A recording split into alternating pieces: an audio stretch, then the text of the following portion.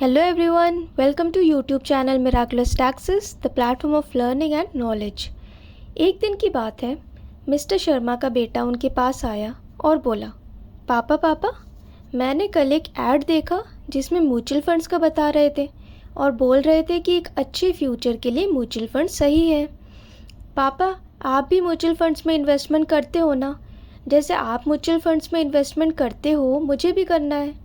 ये सुनकर पहले तो मिस्टर शर्मा हंसने लगे, लेकिन फिर उनके मन में ये सवाल आया कि ऐसा हो सकता है क्या सच में मैं अपने बच्चे के नाम से म्यूचुअल फंड अकाउंट ओपन कर सकता हूँ? तो बस यही सवाल लेकर मिस्टर शर्मा मिराकुलस टैक्सेस के पास पहुँच गए और इसका जवाब मिराकुलस टैक्सेस ने एक वीडियो के रूप में तैयार कर दिया। तो चलिए आज के वीडियो में जानते हैं कि क्या ऐसा पॉसिबल है कि आप म्यूचुअल फंड्स इन्वेस्टमेंट अपने बच्चे के नाम से करें। हाँ जी, आप म्यूचुअल फंड्स इन्वेस्टमेंट अपने बच्चे के नाम से कर सकते हैं और एक अच्छा लमसम अमाउंट क्रिएट करके आप अपने बच्चे के future expenses like higher education, marriage जैसी चीज़ों के लिए तैयारी कर सकते हैं। सेबी के न्यू रूल के अकॉर्डिंग 15 जून 2023 से बच्चे के पेरेंट्स या फिर बच्चे का कोर्ट अपॉइंटेड लीगल गार्जियन अपने बैंक अकाउंट से बच्चे के नेम पर म्यूचुअल फंड इन्वेस्टमेंट कर सकता है। अब इन्वेस्टमेंट करने के लिए बच्चे का अलग से बैंक अकाउंट खुलवाना ज़रूरी नहीं है। इसका सबसे बड़ा एडवांटेज ये होगा कि क्योंकि आप ये अपने बच्चे के फ्यूचर के लिए करेंगे, तो आप इसको लेकर लापरवाही बिल्कुल नहीं करेंगे। रेगुलर इन्वेस्टमेंट्स पे करेंगे और अपनी किसी बेसिक नीड के लिए इस अमाउंट को विड्रॉ करने का भी नहीं सोचेंगे। अब यहाँ दो टर्म्स पर आपको ध्यान देना होगा। फर्स्ट, चाइल्ड किसको माना गया है? 18 ईयर्स से कम एज को चाइल्ड या माइनर माना गया है। और सेकंड टर्म है लीगल गार्जियन ऐसे ही कोई भी नहीं बन सकता। सिर्फ वही पर्सन लीगल गार्जियन माना जाएगा जिसको कोर्ट ने बच्चे का गार्जियन अपॉइंट किया है। आगे बढ़ते हुए अब हम 5 पार्ट्स में 5 इम्पॉर्टेंट पॉइंट्स को समझेंगे। First, advantages. Second, disadvantages. Third, important terms and conditions. Fourth, documents required. Fifth, taxability. तो स्टार्ट करते हैं फर्स्ट पॉइंट से, advantages of investing in child's name. Number 1, आप अपने बच्चे के लिए एक अच्छी फाइनेंशियल प्लानिंग कर पाएंगे और जब तक ऐसा टाइम आएगा जब उसको पैसे की ज़रूरत पड़ेगी अपनी पढ़ाई के लिए, करियर के लिए, तब उसके पास पैसा होगा। नंबर 2, बच्चे के नाम से जब म्यूचुअल फंड अकाउंट होगा तब आपको मोटिवेशन मिलेगी उसके फ्यूचर के लिए इन्वेस्ट करने की और आप पूरे मन से ये काम करेंगे।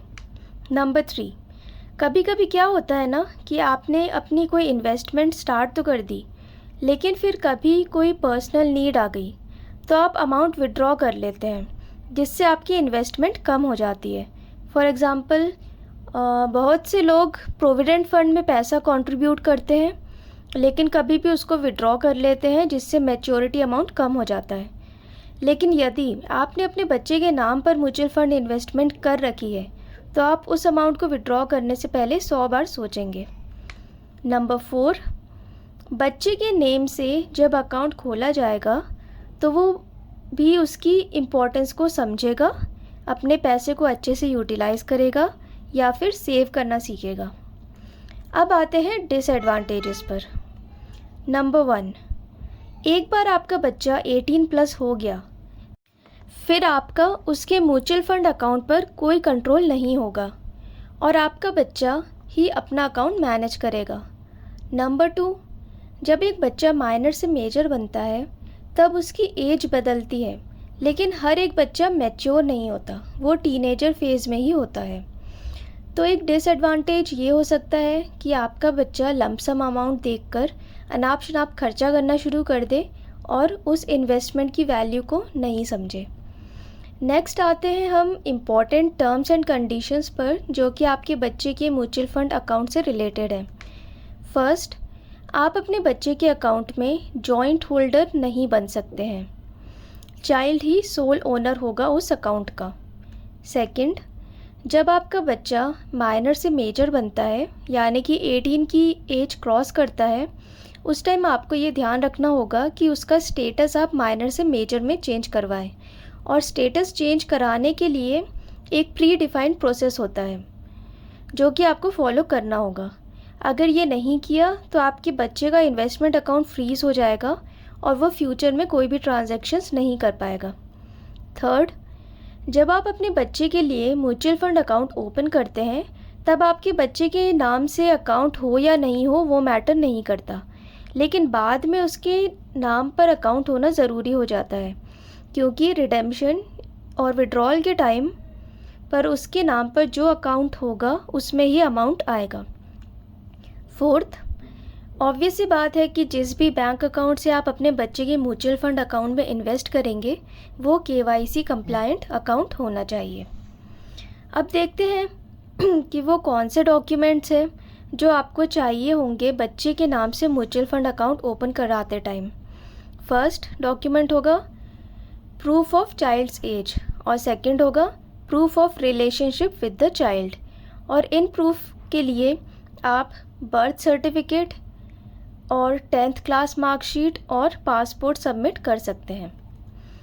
और जहाँ पर लीगल गार्जियन बच्चे के नाम से इन्वेस्टमेंट करना चाहता है वहाँ कोर्ट का ऑर्डर भी ज़रूरी है एज प्रूफ। अब हम पहुँच गए हैं इस वीडियो के लास्ट पॉइंट पर जो है टैक्सेबिलिटी। म्यूचुअल फंड इन्वेस्टमेंट्स से डिविडेंड इनकम जनरेट हो सकती है, शॉर्ट टर्म कैपिटल गेन हो सकता है या फिर लॉन्ग टर्म कैपिटल गेन हो सकता है। तो हमें देखना ये है कि टैक्स पे कौन करेगा, पेरेंट्स और लीगल गार्जियन या फिर द चाइल्ड। इसको हम दो पार्ट्स में डिवाइड करेंगे, before turning 18 and after turning 18। यदि इनकम होती है बच्चे की एज 18 ईयर्स होने से पहले तब क्लबिंग कॉन्सेप्ट ट्रिगर हो जाएगा और पेरेंट्स या लीगल गार्जियन की इनकम में चाइल्ड की इनकम ऐड हो जाएगी, जिस पर पेरेंट्स या legal guardian income tax act के सेक्शन 10 सबसेक्शन 32 के अंडर 1500 रुपीज़ तक के एग्जेम्पशन ले सकते हैं एक साल में। इसके अलावा पेरेंट्स यदि टैक्स सेवर इन्वेस्टमेंट्स करते हैं बच्चे के नाम पर तो वो उसका डिडक्शन भी ले सकते हैं अंडर सेक्शन 80C।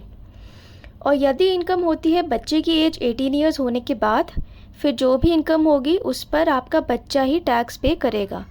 इसमें एक एडवांटेज ये भी है कि बाय चांस आपके बच्चे की कोई और इनकम नहीं है म्यूचुअल फंड्स के अलावा, तो वो बेसिक एग्जेम्पशन लिमिट का फ़ायदा उठा सकता है और टैक्स सेव कर सकता है। इस वीडियो से मिस्टर शर्मा को तो अच्छे से समझ आ गया कि वो अपने बेटे के लिए म्यूचुअल फंड अकाउंट ओपन कर सकते हैं और उनको क्या क्या करना होगा, उसके फ़ायदे और नुकसान क्या होंगे। आपको भी इस वीडियो से सब समझ आ गया हो तो इसको लाइक करके शेयर करें और लोगों के साथ, और कमेंट्स में हमें बताएं कि ये वीडियो आपको कैसा लगा। Thanks for watching.